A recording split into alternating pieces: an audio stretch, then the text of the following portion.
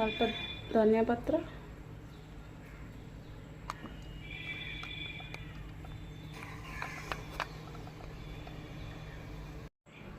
मुझे बनैबी संतुला।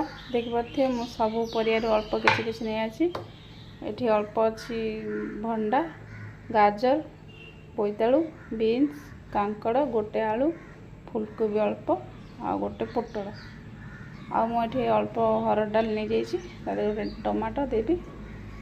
चलन देवी को फास्ट मु धोई नेबी पानी रे। देखिए मुझे सब परिया धोई नहीं। देखिए मु प्रेशर कुकर तो संतुला बनैबी से गोटे चामच पके तेल पकई नहीं। फास्ट परिबा टे गोटे सीट्रे सिझे नेबी। फास्ट गोटे चामच तेल पकई नहीं। मुझे 3टा तेजपत्र पकई नहीं आ गोटे शुखला लंका और अल्प किसी अदा तो अल्प भूषण पत्र। चलो सब परिया पकई नेबी। तो फास्ट परिया मुझे अल्प टे संतुली नेबी। तो मुझे आज साधा बनैबी बिना प्याज रे। तो 2 ରୁ 3 मिनट में फास्ट संतुली नेबी परियाटा। आधा चामच लुण पकई नेबी, हल्दी गोटे चामच, तापर मुझे डाली आ गोटे टमाटो पकई नेबी। हरड़ डाली मुझे देसी आप चाहिए मुग डाली भी पकई पारे। हरड़ डाली पकई द्वारा अधिक टे टेस्ट लगी था।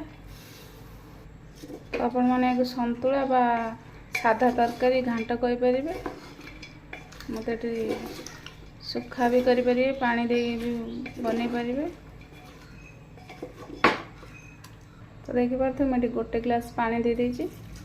तो गोटे सीटी देकी मुझे सिझे नेबी संतुलाटा को। हमारे परिया सिझा भितर मुझे किसी मसला बागी नेबी। देखिए 4टा कंचा लंका नहीं आसी, अल्प धनिया पत्र, भूषण पत्र आ कुछ अदा। फास्ट मु अदाटा को छेची नेबी। तो देखिए मु अदा छेची नहीं आ कंचा लंका काटी नेबी।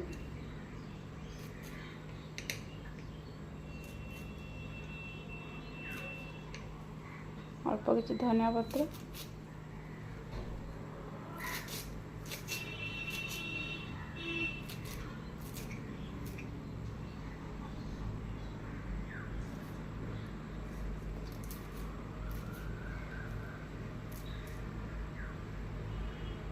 तो देखिए मुझे सब काटी नहीं।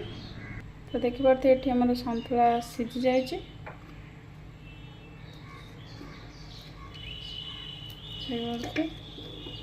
चलते को बघारी नवा। तो देखिए मुझे तेल पकई नहीं आ गोटे शुखला लंका पकई नेबी, गोटे चम्मच फुटण। ये फुटण फुटी जाए मुझे जो छेची रखती अदा पकई नेबी। तो कंचा लंका पकई नेबी, भूषण पत्र। तो देखिए मोर अदा हो सारी। मुझे कलर पर गोटे आधा चामच लंका गुंड पकई नहीं। तापर किसी कटा धनिया पत्र। तो सिझे रखते परिया पकई नहीं। तो देखिए मुझे सब परिया पकई नहीं मिक्स करने भी।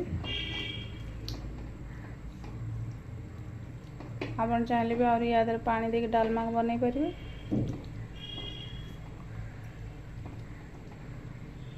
तो देखिए मोर ये संतुला रेडी हो सारी। आपण मन केमती लगे निहाती कमेंट जानवे, एमती बन खाइबे। तो आपण मन मोर रेसिपी भल लगे लाइक करेंगे, सब्सक्राइब करेंगे। तो मैं यहाँ किसी अल्प गरम मसला पकई नेबी।